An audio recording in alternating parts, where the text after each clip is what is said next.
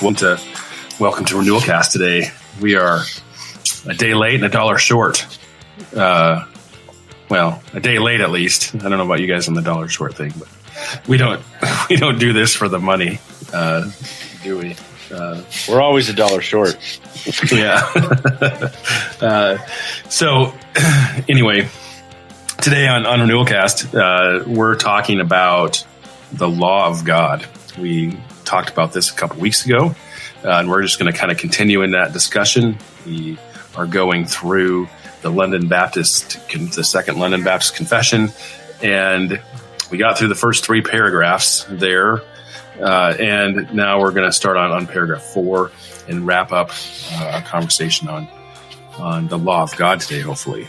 So just want to start off here by, I was reading about that, and I noticed that I do this a lot too. Sorry, got some beeping going on. I do this too when I talk about morals and ethics. I kind of use the terms interchangeably, but really, the two words aren't interchangeable. They're distinct. Morals are talking about the way things are, and ethics then talk about the way things ought to be. So as R.C. Sproul talks about it, he says, morals is isness, and ethics are oughtness. So when we're talking about the law, we're talking about more on ethics, why things ought to be, the philosophical reason why we do the things we do. So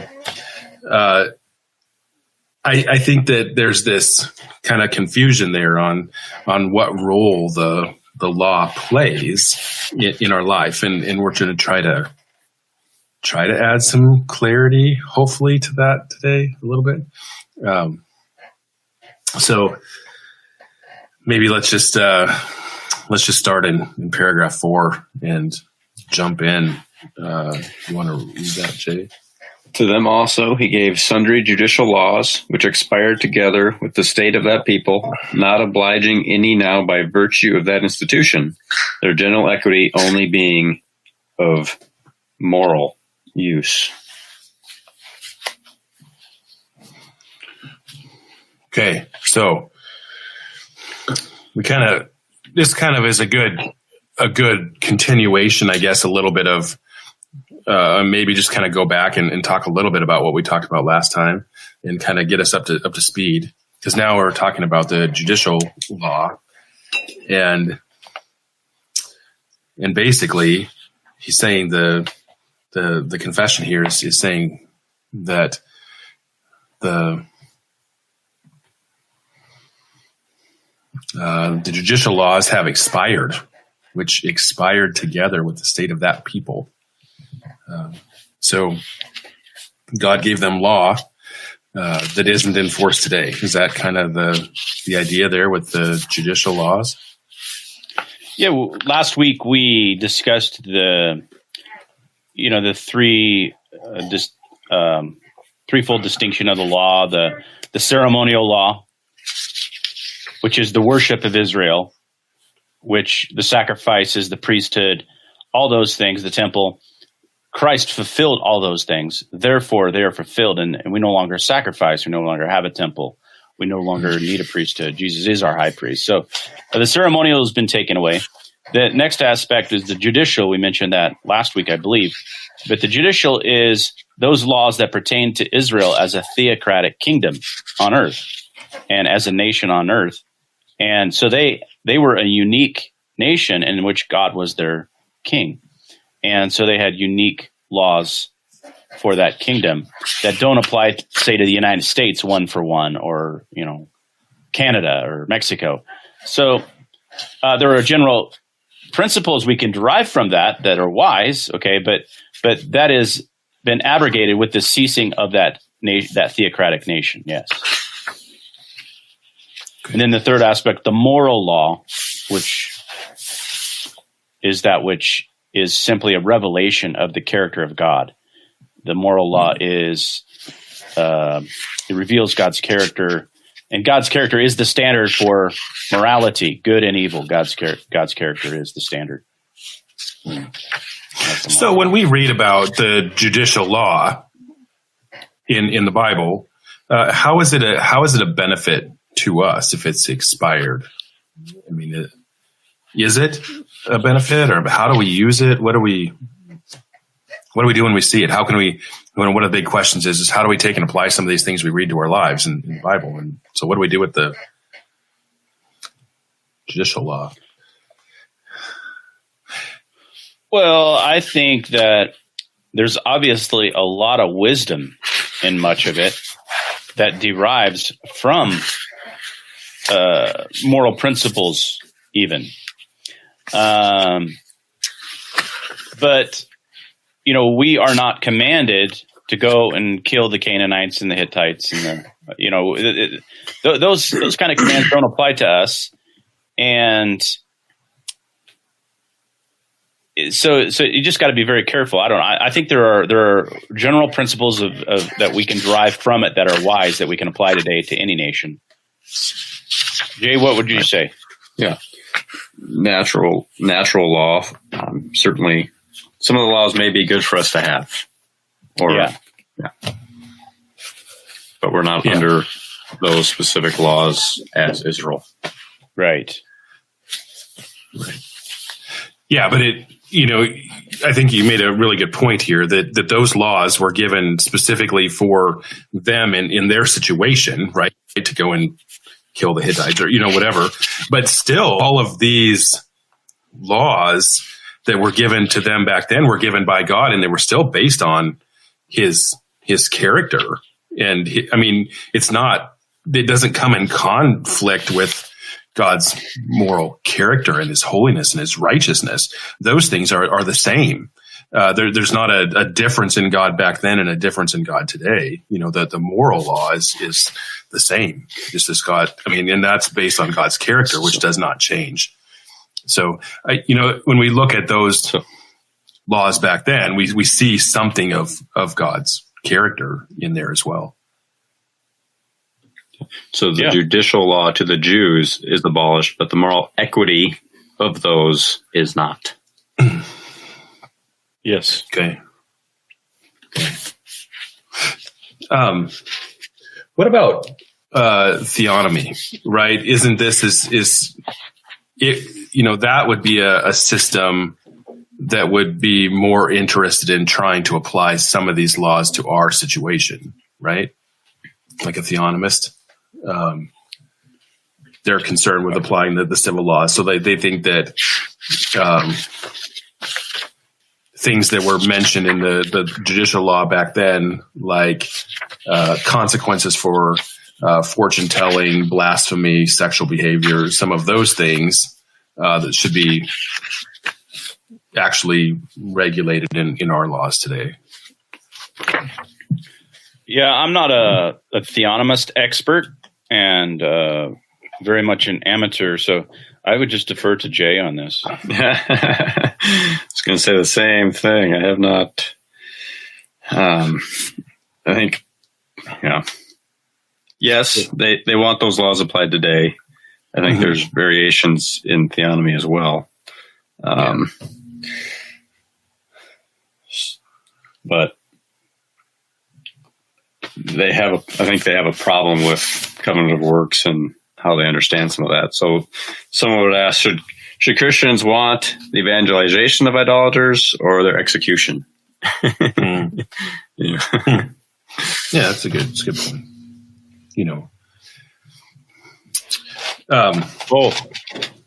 Well, I just, I didn't want to get into a big discussion about. I didn't want to get into a big discussion about theonomy. I just wanted to kind of point out that there are some today that would say that there is a place in our laws for those things, and I would say theonomy is actually maybe becoming a bigger deal in some circles. Seems to be coming out of the woodwork, if you will, if it's hasn't been as prominent in the past. But Yeah. We'll have to have a theonomist expert on to tell us about this. How's that? Yeah. Yeah. Okay. Yeah. So You got I guess one? if anybody out there knows somebody. What if, and we kind of mentioned this already, though, this idea that judicial law included some, killing the Hittites or whatever you mentioned. I think that sometimes when we read the Old Testament and we see some of the things that God commanded the Israelites to do, we kind of get a little bit offended. Should we be? Is that what we're saying here? That these laws have expired? That it's okay to be offended by some of the things that God prescribed back then that He does not prescribe, today in our situation? What would you say to somebody that said that he's offended by God asking the Israelites to kill different people group, or impose such harsh penalties for different things? Well, I would say. Yeah, go ahead. Go ahead. Well, I was just going to tack on there and just say if I'm right, I think I am, that I think the Ten Commandments the penalties for breaking those all, save maybe one, coveting, were the death penalty. Okay, so let's take the. I think you're talking more about original question, maybe like with go kill the Canaanites, every last one of them, their kids, all that stuff. So, how I would answer that, your first question, would be, I would say, well, I kind of understand what you're talking about, and our sensibilities are a little bit ruffled sometimes at those things. But I would say I think we need to make sure that we understand that is the problem is within us, and it's not within God or His Word. I would say I think the problem is we lose our sense of who God is, and God, His actions, His commands are always righteous and good, and never should be questioned by the Creator. And that is rebellious when we do. And so I would just say whenever we sense that rising up within our own hearts, I think we need to check it. God's cup was full with the Canaanites, and He was done with them, and it was judgment time. And there's no question that God was righteous in His actions there, and He was using Israel as a tool of His judgment. Yeah, I think you're right. That the only reason that those things that God doesn't. He had a right to judge everyone, and God has a right to show mercy on who God shows mercy. R.C. Sproul says this. He says, since the Old Testament came from God, who is holy and righteous, we should not be offended by any laws that we read there. If we are offended by them, it is because our thinking has been distorted by a secular perspective on law, righteousness, and ethics. Amen. Yeah, he said it much more eloquently than I was trying, but yeah. Yeah, he had more of a chance to think through it than just have the question popped up. But no, I thought I just as you were talking, actually, I thought of that quote because you were saying the same thing. So, were you going to say something, Jay? You got something else on paragraph 4? Can we go to 5? Let's go 5. The moral law does forever bind all, as well justified persons as others, to the obedience thereof, and that not only in regard to the matter contained in it, but also in respect of the authority of God, the Creator, who gave it. Neither does Christ and the gospel any way dissolve, but much strengthen this obligation.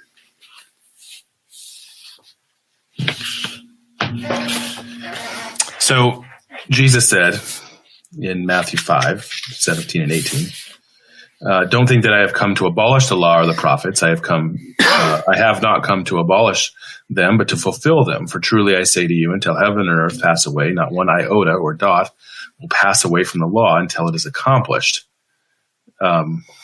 So here's the question, and I think this is a practical one when we're talking about this issue of law and how it relates to us, is does this mean that we are released from the obligations of the law? How do we see that? Okay. We are not under the law as a covenant. We are not under the law. We are not under the curses of the law. Okay. We are not under the condemnation and accusations of the law, and we are not under the rigor, the demands of the law to be pleasing to God, to merit His favor. Anyway, so we're not on the law with God as a covenant. Our covenant is of grace, and I think what this is getting at in paragraph 5 is that the authority of God as the Creator and His demands that you obey Him never, ever, ever, ever go away. And so, matter of fact, because you are a redeemed creature and because you have His Spirit, your obligation is only heightened and strengthened. And that is what this is saying. And so, and in the next paragraph, I think 6, we're going to see that so if someone wants to obey God just because He's God and it's right for us to obey God, that is actually a good thing, because that doesn't mean you're lost or you're under the law. If you realize your obligation to God as your Creator and you want to obey Him, that's actually a sign you're redeemed. That's what paragraph 6 is saying. But anyway, I'm getting ahead of that. No, I think we can kind of talk about all these at once, actually. Maybe we just ought to read 6 and talk about it all, kind of, because it does. Although true believers are not under the law as a covenant of works, to be thereby justified or condemned, yet it is of great use to them as well as to others, in that as a rule of life, informing them of the will of God and their duty, it directs and binds them to walk accordingly, discovering also the sinful pollutions of their natures, hearts, and lives, so as examining themselves thereby, they may come to further conviction of, humiliation for, and hatred against sin, together with a clearer sight of the need they have of Christ and the perfection of His obedience. It is likewise of use to the regenerate to restrain their corruptions, in that it forbids sin, and the threatenings of it serve to show what even their sins deserve, and what afflictions in this life they may expect for them, although freed from the curse and unallayed rigor thereof. The promises of it likewise show them God's appropriation of obedience, and what blessings they may expect upon the performance thereof, though not as due to them by the law as a covenant of works, so as man's doing good and refraining from evil, because the law encourages to the one and deters from the other, is no evidence of his being under the law and not under grace. Okay, so there's a ton of stuff here in both these paragraphs, and it's almost one of those things where you just got to kind of sit back and think about a part of it for a while. But so I get stuck on that word and when I asked the question a moment ago about, I said, are we released from the obligations of the law? You know, that word obligations there kind of, I don't know, for me, because then, you read what Jesus said. I didn't come to abolish the law of prophets. I came to fulfill them. And then, not one dot or iota will pass away until all is accomplished. So he's obviously not saying that law is irrelevant, but he's saying that he fulfilled it. So then where does that leave us in all of this? Let me quote R.C. Sproul again here. He says, when he's talking about the Christian's obligation to the law, he said, we're now going to skate along the edge of heresy and peer down into the abyss of antinomianism, where there is a fine distinction to be made. Maybe I'll just stop there in the quote and let's we've talked about this before on the podcast, but antinomianism, what's that heresy? Well, it's two words put together, two Greek words put together: anti, which means against; nomos, which means law, against law. It was first used by Luther, and when some of his disciples started reacting to Luther's teaching, his use of the law, like we're talking about, they said Lutherans were legalistic, and so Luther called them antinomians. That's when the phrase was coined. The other groups, Presbyterians, Baptists, everybody, Congregationalists, picked up that word and used it not so strictly just for those who denying law, but people who would supposedly go to the other ditch, the opposite of legalism. Whoever would get in that other ditch, they would call antinomian historically. Right. Yeah. If I could go back to, you keep throwing these double shots at us. So I want to go back to your first shot. If I could go back to Matthew 5, you said, I didn't come to abolish the law, but to fulfill them. And then you read 18, truly I say to you, until heaven and earth have passed away, not an iota, not a dot will pass until all the law is accomplished. But we got to read 19 too. Therefore, whoever relaxes one of the least of these commandments and teaches others to do the same will be called least in the kingdom of heaven. Whoever does them and teaches them will be called great in the kingdom of heaven. And so clearly that the application for the people in the kingdom of heaven is the moral law is to be taught and practiced. Right? Right. But it is also clear there that Jesus is the one that fulfilled them. Sure. Yeah, I mean, absolutely. So if Jesus fulfilled the law, then what is the obligation for us? That's my question. That's how I'm kind of getting to antinomianism here too. Is that, and I think R.C. Sproul is in. I just thought the way that he puts this is so interesting here. That we're gonna to have this conversation about our relationship to the law. We have to get pretty close to heresy here. We have to get to the edge without falling into the abyss. And we've talked about this before too, that you got to skate between two ditches, on either side. So, we're walking a tightrope. Well, you're right. And so I think the confession there, I personally like the confession. Maybe you're objecting to the word obligation. Is that kind of what you're saying?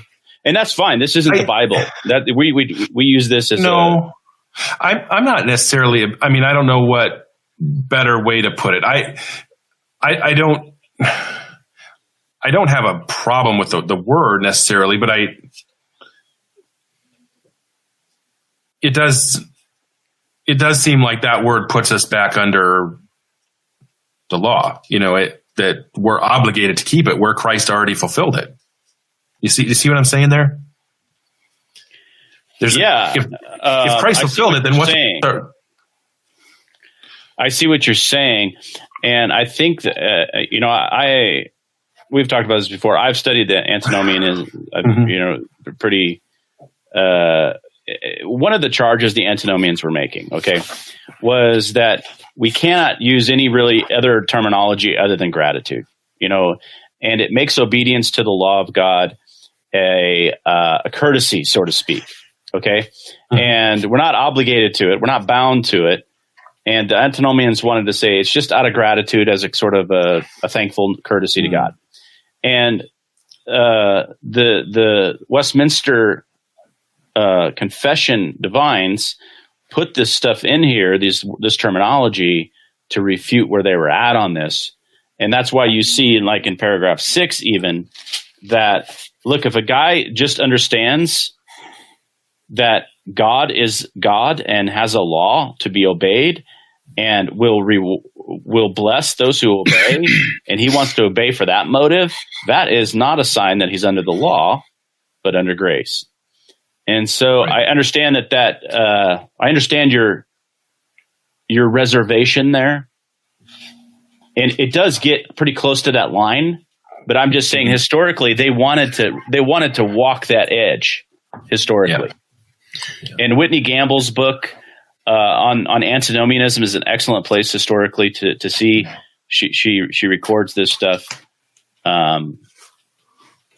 some of these statements, even why they put them in there. If we're talking about the use of obligation in paragraph 5. Is that? Yeah. Mm-hmm. So that paragraph 5 isn't necessarily getting that far yet. It's just saying Christ fulfilling the law doesn't get rid of the moral law. The moral law carries through in redemptive history. Yeah, and right. I would agree. And so that's why we kind of went ahead of ourselves into chapter 6. And Colt said, well, let's talk them all together. And so we kind of brought the idea of chapter 6 into it as well. And right. They're related. Right. And so I'm just kind of asking that question. Yeah. Well, what, if Christ fulfilled the law, then what is our obligation to it? So let me keep going in R.C. Sproul's thought here a little bit, and how he threaded this needle a little bit and got close to the edge of antinomianism without going in the ditch. I just want to see what you guys think of this, because I thought it was interesting. So he says in this, he's speaking of the Mosaic covenant, and he says this, quote, "There is a very real sense in which the Christian is no longer under that covenant. If we insist that we are under that covenant, we are falling into the Judaizing heresy, a kind of legalism that we have, in fact, denied, in where we have denied the perfect work of Christ." And then he goes on and says, "So far, what we have said could be construed as unvarnished antinomianism," because he says we're not under the covenant. If we say we are under the covenant, if we say there is an obligation, I'd use the word obligation there. If you say that we are obligated to that covenant, then we're undermining the perfect work of Christ. So then this is what he says. So far, what we've said could be construed as unvarnished antinomianism. What we mean is that we are not under the damnation, the bondage, the power of the law, nor are we under the covenantal obligation to the Old Testament law. However, as New Testament Christians in the New Covenant, we are called to please God and imitate Christ. The Old Testament law reveals to us what is pleasing to God. So we still have a spiritual and moral obligation as part of the new covenant to meditate on God's law day and night. We no longer have a covenantal relationship through Moses, but we do have a covenant relationship through our mediator, Jesus Christ. So yeah, and I think we made that clear several times that we are not under the law, we're not under the curse of the law, we're not under the rigor of the law. You know what I'm saying? I think we've made that point. And RC made it very eloquently. I'm thankful you read that. Yeah. Yeah. But it's not controversial with us because we've all said those things too, though, is what I'm right. Right. No, right. Right. So I guess my thought in all of this is he is making a fine distinction, and we've done this too. And I'm just trying to help the person who is thinking about our obligation to the law, to say, well, we're not obligated to the law because we're not under the Mosaic covenant, but we do have an obligation to please Christ. I mean, that we should long to do that. And certainly that then, so I think it's interesting how I would say that there's not an obligation to the Mosaic law, but there is an obligation to Christ, and I like the word there. And I agree with you, Colt. I would also say the confession is making a point as God as creator. And Sam Waldron says this in his commentary on the 69. He says, "If one ever speaks to such of duty and obligation, the response that such exhortations are legalistic." Because that does sound, when we talk about duty and obligation, it's the bottom of 285. When we talk about duty and obligation, a lot of people in our day and age, we are living in an antinomian day and age, I believe, we think that sounds legalistic. So anyway, reading on in Waldron, Christ strengthens the original authority of the law. He does not put the content or the matter of the law on a new foundation. He does not eliminate the obligation to obey our Creator. but adds the obligation of gratefully obeying our Redeemer. And so I think the confession is just saying that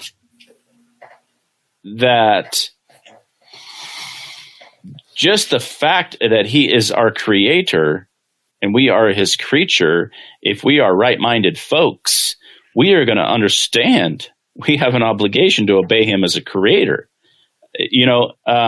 Much less the fact that he's our Redeemer and we've been redeemed by Christ. And we come at it from that perspective. Right. As a redeemed child of God.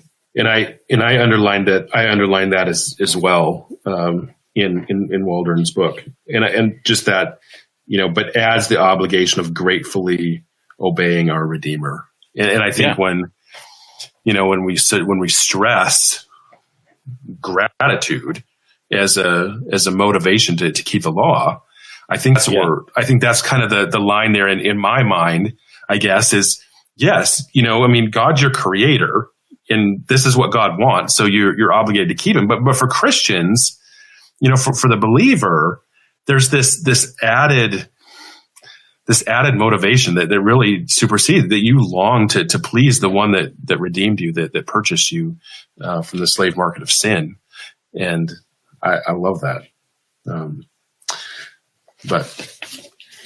I love that too. And whenever I talk about it, I'm writing actually in our paper on the law this month. I write for September, and my basically the only motivation I'm throwing out is gratitude. I'm trying to emphasize that. Mm-hmm.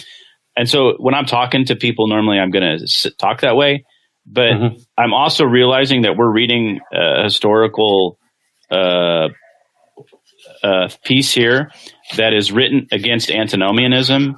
And so I think we need to appreciate at the same time some of these arguments that were going on. It'll help us get have clearer lines, I think, between the road and the ditch.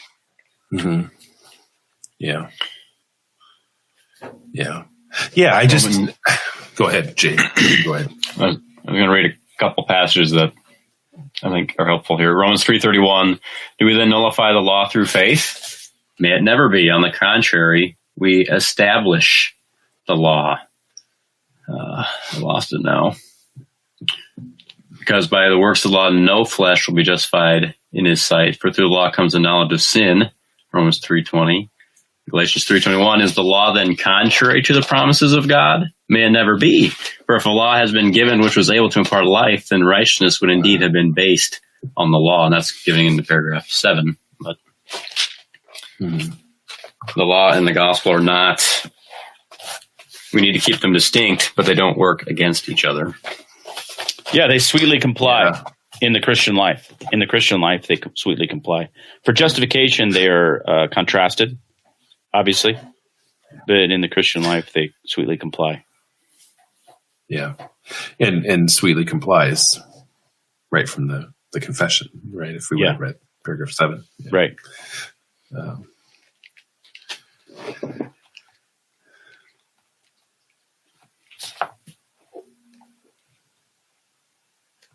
I like that. In paragraph 7, the Spirit of Christ subduing and enabling the will of man to do that freely and cheerfully, which the will of God revealed in the law requires to be done. So there's this idea there that the believer then, because of the Spirit working in them, is choosing to do what they now want to do. They're freely choosing. It's not, and it's not obligation. It's not I have to do this in order to maintain this kind of relationship. It's I have this kind of relationship, and because I have this relationship, now I want to, and I freely, cheerfully long to do what the law says. And like you pointed out last podcast, I think, John, or maybe it was Jay, that the psalmist says, I love your law. I meditate on it day and night. So,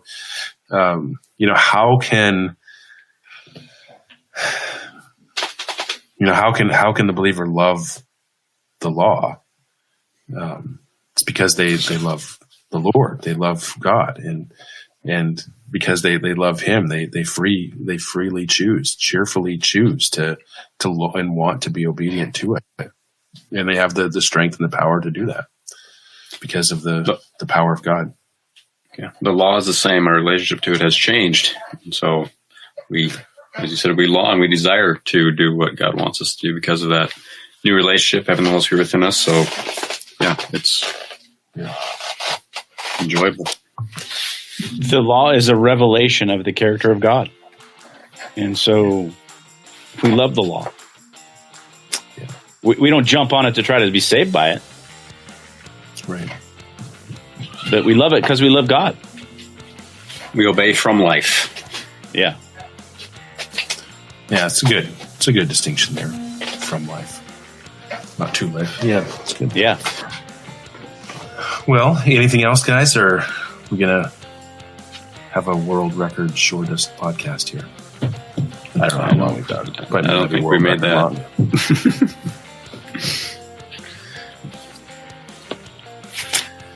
Well, okay, everybody. Thanks for joining us. Until next time, we'll come back probably Wednesday next week. All right. Have a good day.